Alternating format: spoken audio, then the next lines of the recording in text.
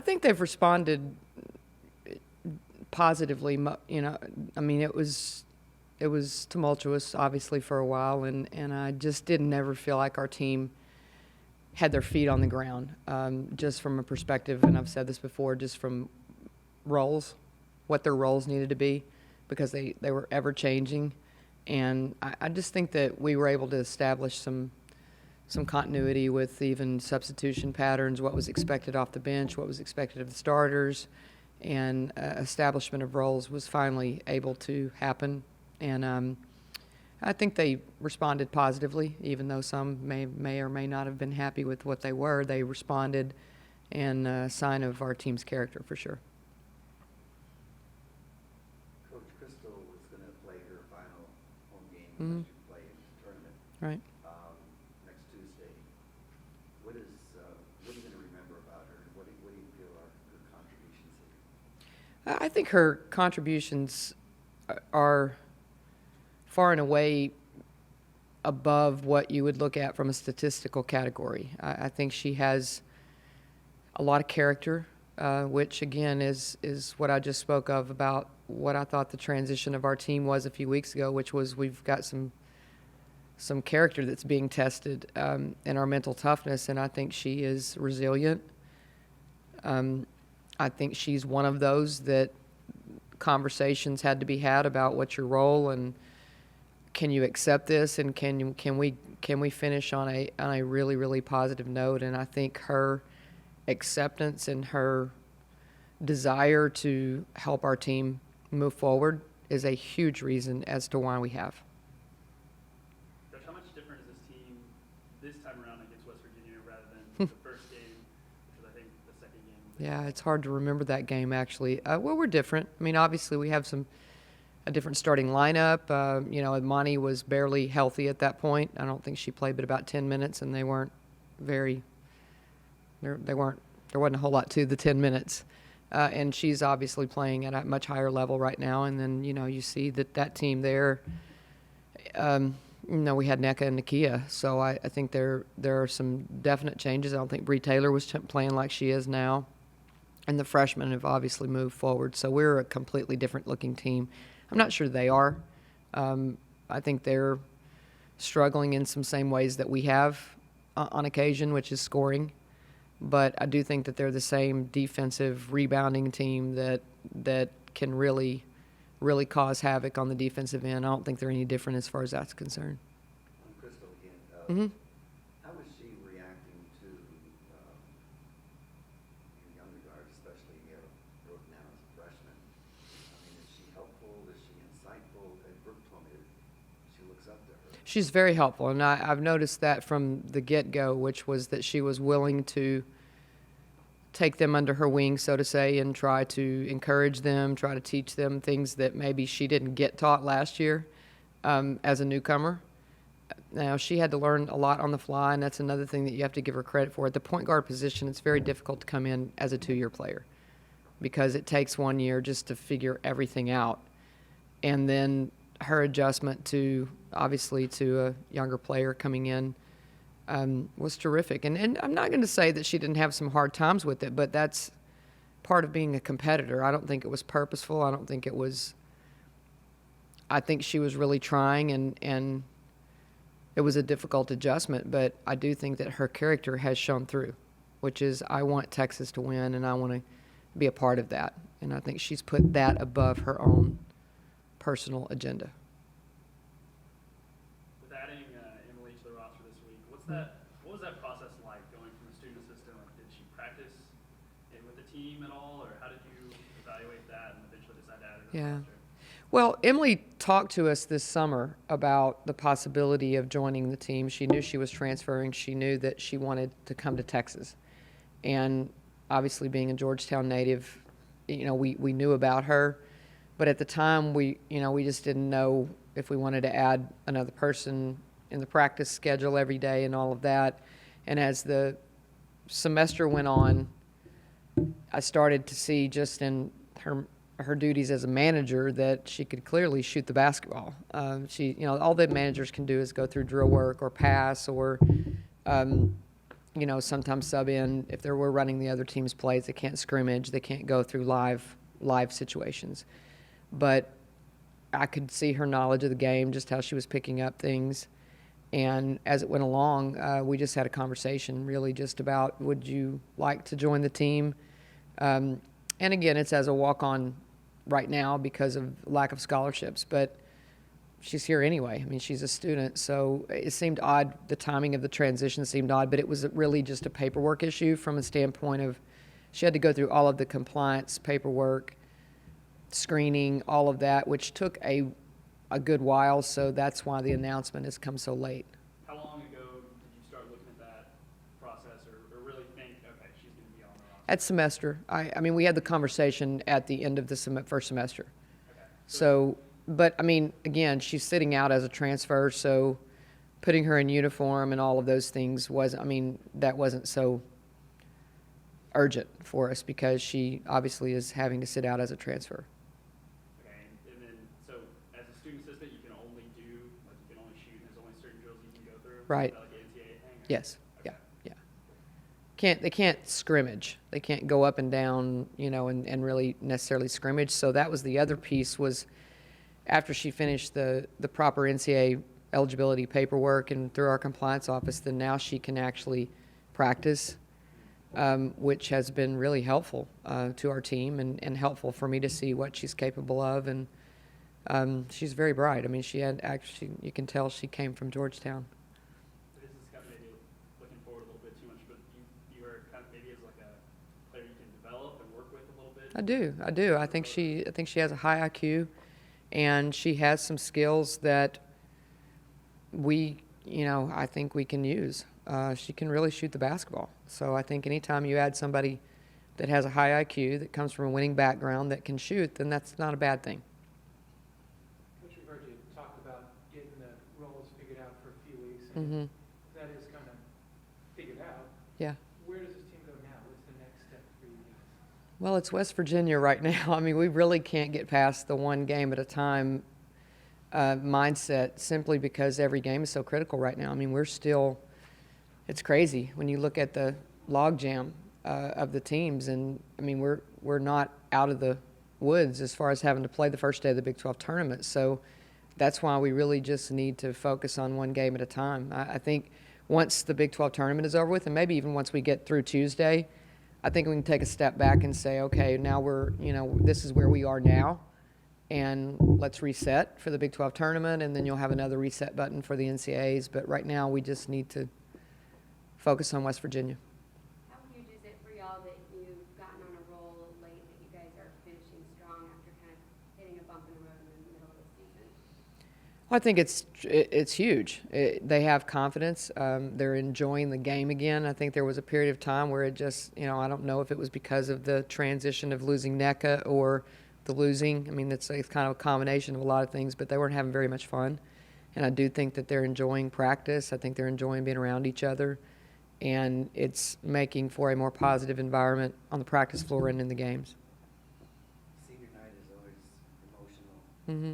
NECA's going to be honored. What would you like her experience to be like?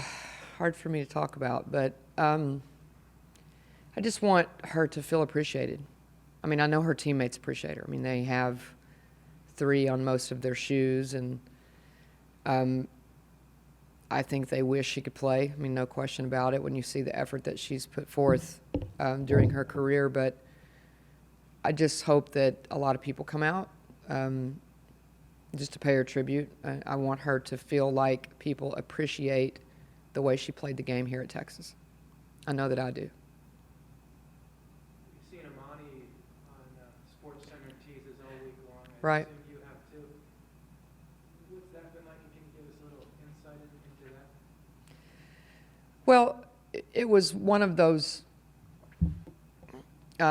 topics that has been ongoing, so it wasn't like it just kind of came out of the blue. I mean, they did a lot of this video work, and a lot of the interviewing was done over the summer while she was at the poetry competition. And I mean, none of it has caught me off guard because I know Amani and I know her story, and I've understood her story for the entire time that she's been here. So none of it wasn't like it was a revelation to me about what she's telling. I admire her. I think everyone should, for her having the courage to step up and talk about what a lot of people don't want to talk about. And it's definitely insight into, I think some people will sometimes wonder where Imani is at and, why sometimes her behavior might be the way that it is. And I think this is very insightful as to where she's been and how far she's come. Does she ever rely on you? Does she talk about her past, or does she? We talked about it early in her career. It's not something that we have to talk about now because I understand it. I know Imani enough to know even when she's having a bad day. It's not something she has to come advertise to me. I mean, I know her well enough to know, our whole team does. We know her well enough to know when it's a struggling day for her, and I think the best part about it now, and again, that was way before this story, is that everybody understands, and, you don't want to have sympathy. I mean, the world doesn't have sympathy. So that's not going to work with me doing that for her, but having the understanding is helpful.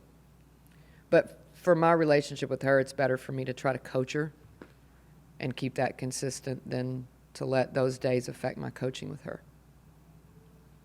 Coach, Nakia obviously out, Nick obviously out, so lost production there, but with Ariel, Ibris, Monty all getting really healthy, could you make the argument this team is, has the ability to perform maybe even better than it was earlier on in the season now because players are maybe embracing their roles, currently maybe picking up that loss of production?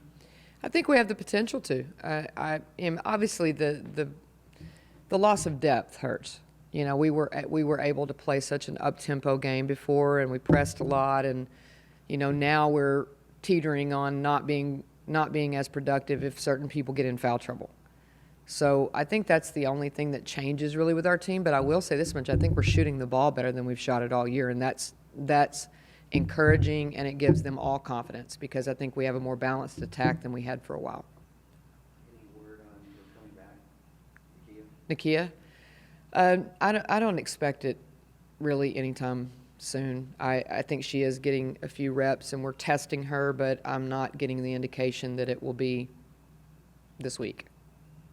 chance for the NCAAs? I think there's a chance. It's guarded, definitely, right now. I feel like I'll probably have mixed emotions. I mean, it was a journey here, 2 years, and I know I didn't come in for 4 years, but it's definitely been a learning experience for me, and I'm just happy to be a part of the program. But I'm going to try not to cry, but I'm sure I'll shed some tears. Just the fact that that's going to be my last game in the Frank Irwin Center and being there with my teammates, and just the thought that I won't be back next year is going to be pretty emotional. So. What do you think you'll miss the most once your career is over and you think back? I think what I'll miss the most is the time spent with my teammates. We spent a lot of time together, so to not wake up and see their pretty little faces every day for 18 hours or so it's going to be difficult and it's going to be different. But I think just being able to bond with my teammates would probably be the most thing I'll miss. Does the mood with the team feel a little different now than it did 2 weeks ago after you guys have reeled off a couple of wins? Yeah, it does actually feel different. I mean, we pulled out some wins and we're feeling good about ourselves. So I think people are starting not to press so much. We're just starting to play basketball, and so we should have been doing from the beginning. So we're having fun with it. Like I always say, just go out there and play basketball and have fun. I think we overthought it a little bit, as we continue to drop in the rankings and stuff. But now we're just playing for a purpose, and that purpose is for each other. So. Is there any way to fix that? Pressing, that feeling of wanting to do so much besides just getting some wins? Was there a conversation? How did that go? We've had several conversations. Why are we losing? Those are the type of conversations. But the solution was simple: just play basketball. We were overthinking it a lot, and I think individually, we wanted to put it all on each other, like our own shoulders, and take over the game. But that's what makes us such a good team, is that anybody's capable any night. So when we play together, we were hard to beat. Your minutes fluctuate. Mm. Last year and this year, you never know. How do you take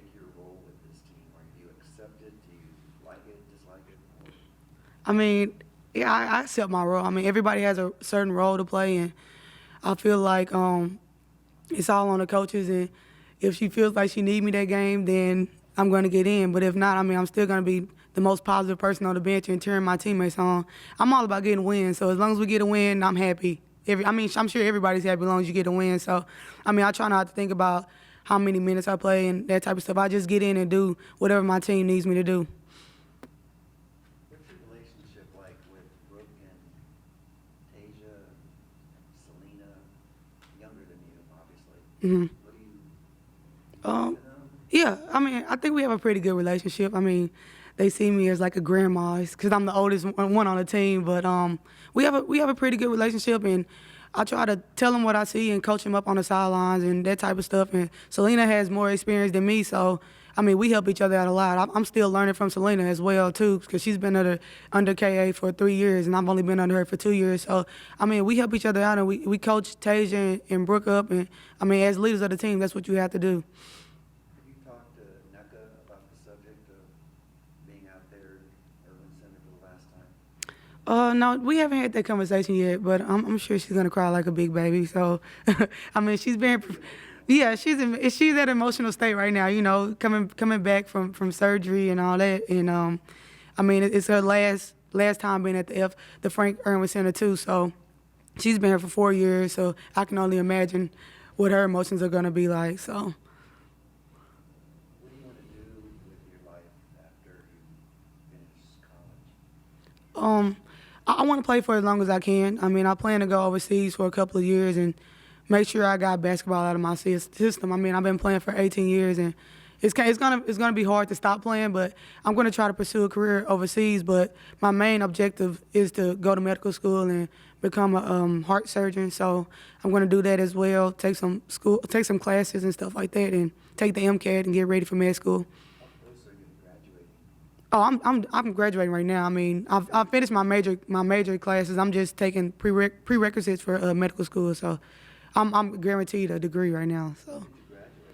no, I haven't graduated yet. I'm gonna walk in May, but I'm done with the major classes that's required to graduate. Is what I'm saying. So, I've already taken. I was done last semester with those classes. Med school here, or have you Possibly. accepted yet? No, I haven't even applied. Matter of fact, I haven't even taken the MCAT, but that's my plan. I want to go overseas for like 2 years, 3 years tops, and hopefully the medical school here is done and built, and hopefully I can apply here and get in. I'd love to be a part of UT still, continue my school here.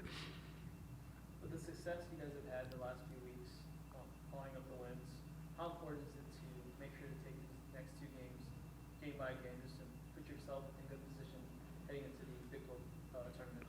Well, I mean, I think it's very important. I mean, we're 500 right now, and we want to solidify a place in the tournament. And every game is important. So we're playing every game like it's our last. And you never know what can happen. We're not taking anyone for granted, and we're just going out there and competing and trying to come out with a win. We need to win these next 2 games. So. Do